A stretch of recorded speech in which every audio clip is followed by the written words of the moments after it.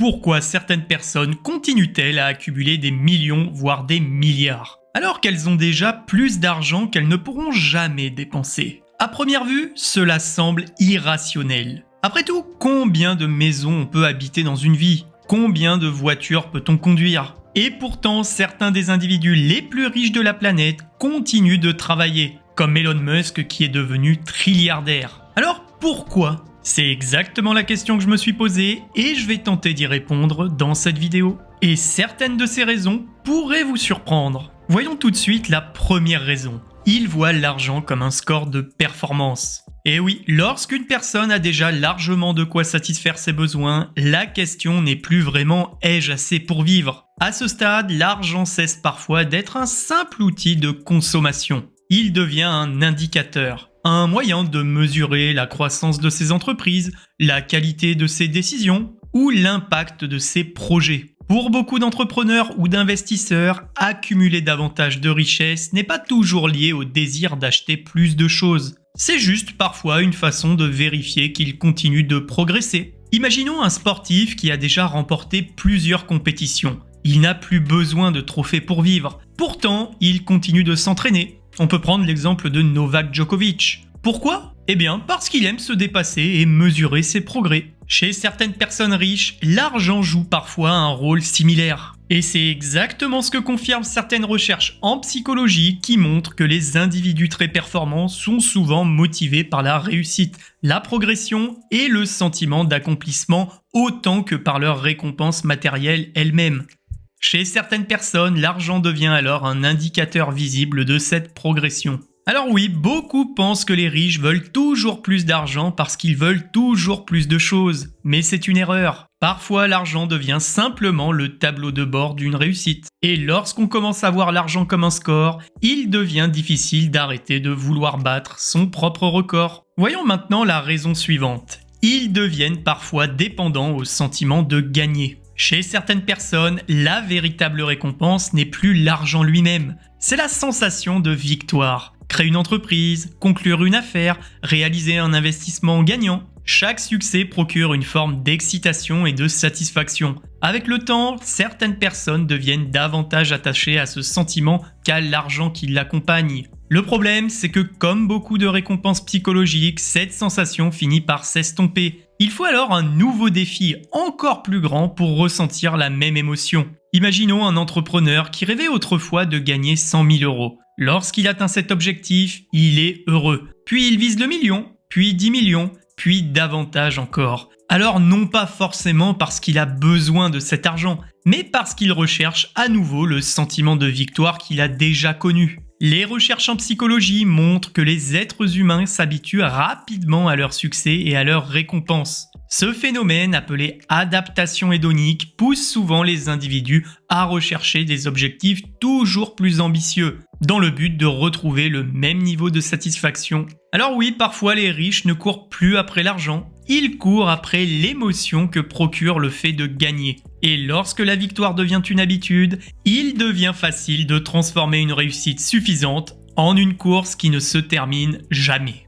Et ça nous emmène tout de suite à la raison suivante. Ils comprennent le pouvoir des intérêts composés et veulent accélérer la machine. C'est comme pousser une boule de neige en haut d'une montagne. Alors au début, elle grossit lentement, puis elle devient lourde, puis elle accélère. Et après un certain point, ce n'est plus toi qui la pousse, c'est elle qui avance presque toute seule. La richesse et les intérêts composés fonctionnent exactement de la même manière. Et oui, la plupart des gens voient l'argent de façon linéaire. Ils pensent « je ne travaille plus, alors je ne gagne plus ». Les personnes très riches comprennent souvent une logique différente. Lorsque l'argent est investi, il peut produire des gains. Puis ces gains produisent eux-mêmes de nouveaux gains. Et le processus se répète. C'est le principe des intérêts composés. Le résultat, c'est qu'une fortune importante peut croître beaucoup plus vite qu'une petite fortune. Plus le capital est grand, plus chaque pourcentage de rendement représente des sommes considérables. C'est pourquoi de nombreux riches continuent à chercher davantage d'argent même lorsqu'ils possèdent déjà énormément.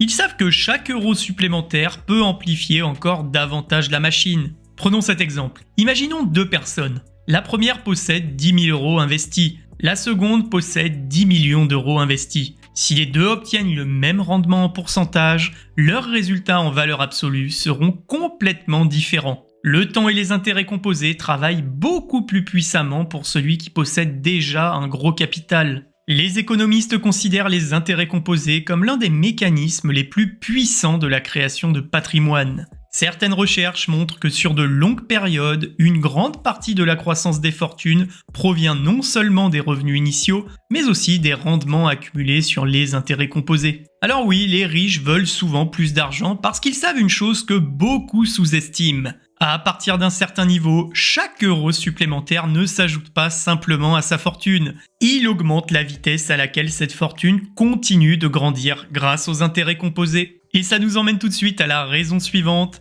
Ils recherchent davantage de liberté plutôt que davantage d'objets. Lorsqu'une personne manque d'argent, elle pense souvent aux choses qu'elle pourrait s'acheter. Mais lorsqu'on devient très riche, sa relation à l'argent change, et c'est normal. L'argent n'est plus seulement un moyen de consommer, il devient un moyen de choisir. Choisir où vivre, choisir avec qui travailler, choisir quel projet accepter. Cette liberté a une valeur immense. Et plus une personne découvre cette sensation d'indépendance, plus elle peut chercher à la renforcer. Ce n'est donc pas toujours la recherche d'un objet supplémentaire qui motive l'accumulation de richesses. C'est parfois la recherche d'un contrôle plus grand sur sa propre vie. Imaginons deux personnes. La première doit accepter n'importe quel emploi pour payer ses factures. La seconde possède suffisamment de ressources pour attendre une meilleure opportunité ou refuser un projet qui ne lui correspond pas. Leur niveau de liberté est très différent. Et cette différence provient directement de leur situation financière. Certaines recherches en psychologie montrent que l'autonomie et la capacité à contrôler ses choix sont fortement associées au bien-être. L'argent est souvent recherché non seulement pour ce qu'il permet d'acheter,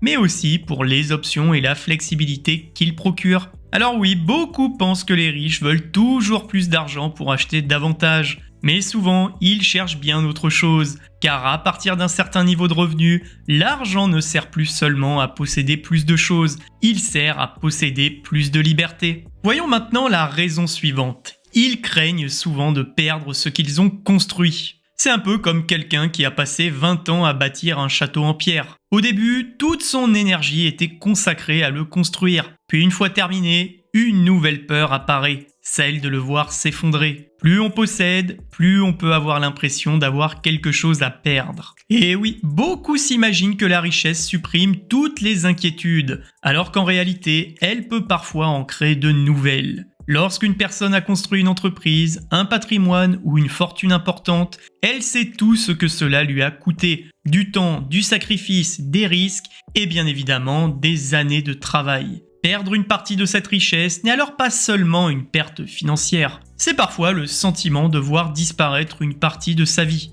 Et cette peur pousse certaines personnes à vouloir accumuler toujours davantage. Non pas parce qu'elles manquent déjà d'argent, mais parce qu'elles veulent se sentir protégées contre les imprévus. Prenons cet exemple. Imaginons quelqu'un qui possède 1 million d'euros. Sur le papier, on est tous d'accord, il est riche. Et pourtant, il pense constamment. Et si je faisais un mauvais investissement, une mauvaise décision, ou si une crise financière arrivait? Plus son patrimoine grandit, plus il cherche parfois à renforcer son sentiment de sécurité. Et c'est exactement ce que confirment certains psychologues qui observent que les êtres humains ressentent souvent plus fortement la douleur d'une perte que le plaisir d'un gain équivalent. C'est un phénomène appelé aversion à la perte, qui peut influencer les comportements financiers, y compris chez les personnes déjà très riches.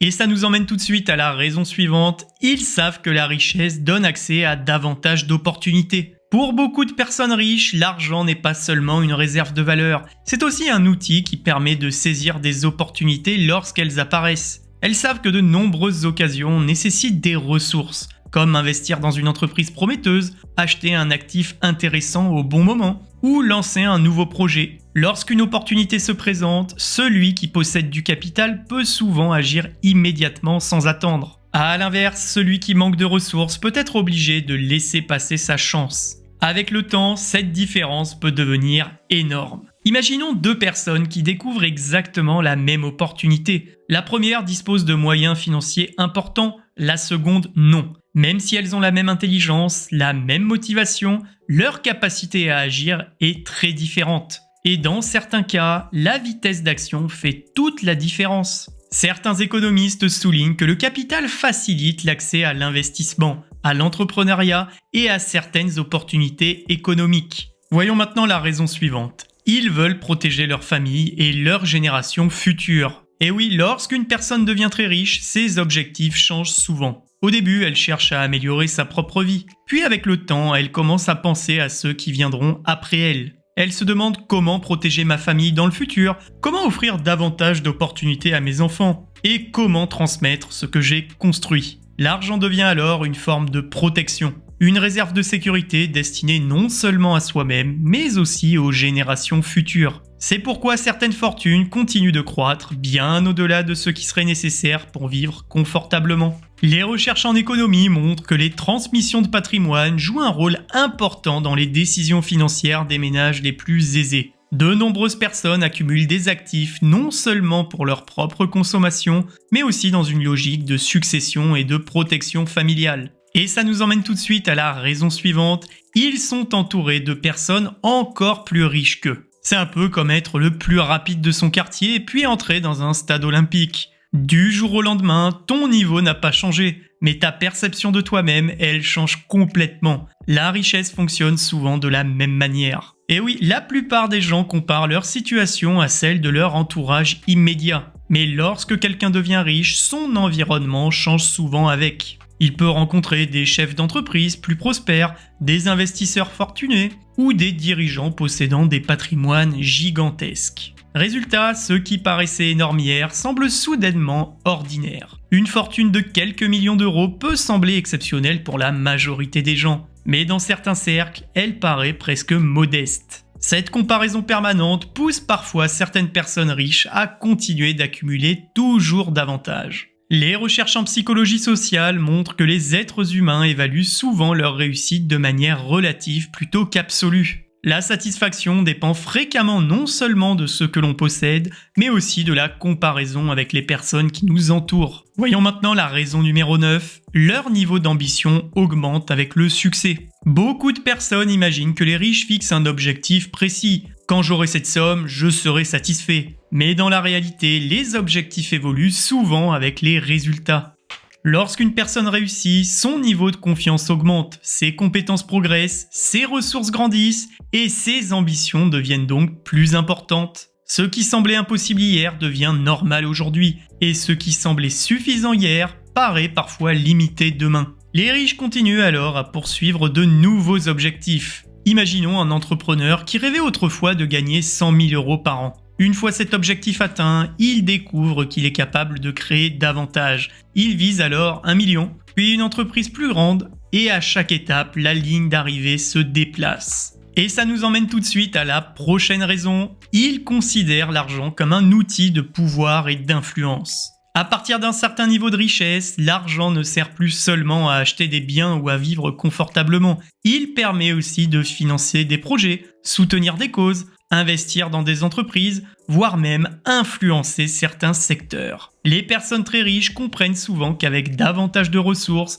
elles peuvent avoir davantage d'impact sur leur environnement. Bien sûr, cette influence peut être utilisée de manière positive ou négative. Mais dans tous les cas, l'argent augmente généralement cette capacité à agir. C'est pourquoi certaines personnes continuent à accumuler de la richesse même lorsqu'elles ont déjà largement de quoi vivre. Imaginons deux individus qui souhaitent soutenir une cause qui leur tient à cœur. Le premier peut aider quelques personnes. Le second, lui, possède les moyens de financer une association, un projet ou une initiative touchant des milliers de personnes. Leur intention est similaire, leur capacité d'action, elle, ne l'est pas du tout.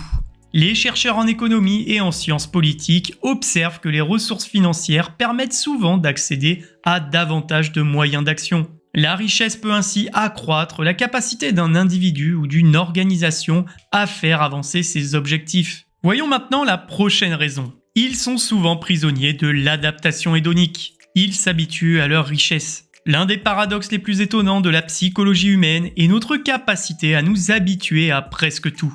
Que ce soit une augmentation de salaire, une nouvelle maison, une voiture de luxe, au début ces choses procurent une forte satisfaction, mais avec le temps, elles deviennent la nouvelle norme. Le cerveau cesse de les percevoir comme exceptionnelles. Ce phénomène est appelé adaptation hédonique. Le problème est qu'une fois habitué à un certain niveau de richesse, une personne peut ressentir le besoin d'aller encore plus loin pour retrouver le même sentiment de satisfaction. Et la course recommence. Et cette adaptation réduit progressivement l'impact émotionnel des nouvelles acquisitions et pousse souvent les individus à rechercher de nouveaux objectifs pour retrouver le même niveau de satisfaction.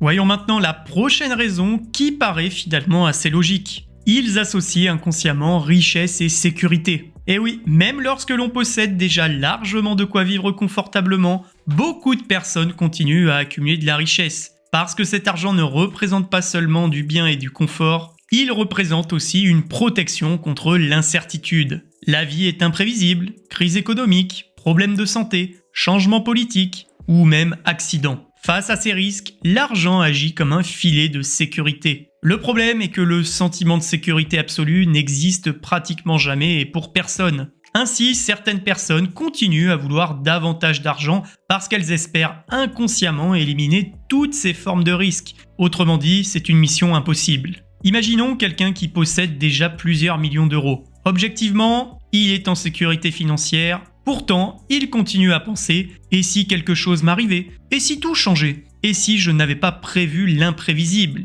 La richesse devient alors un rempart pour réduire l'anxiété face à l'avenir. Certaines recherches en psychologie montrent que le besoin de sécurité est l'une des motivations fondamentales du comportement humain.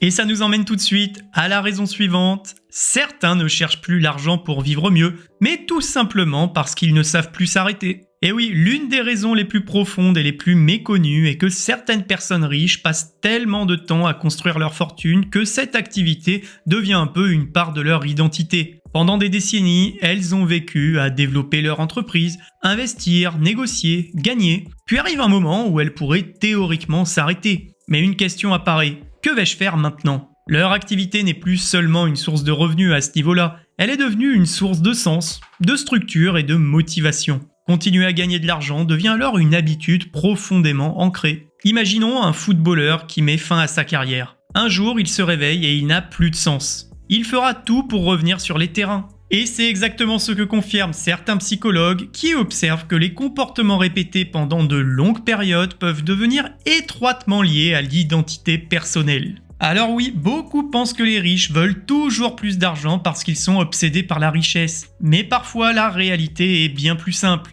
Après avoir passé une vie entière à construire, ils continuent parce qu'ils ne savent plus vraiment faire autre chose. Et c'est peut-être là le paradoxe ultime. À force de poursuivre l'argent pendant des décennies, la poursuite elle-même devient plus importante que l'argent lui-même.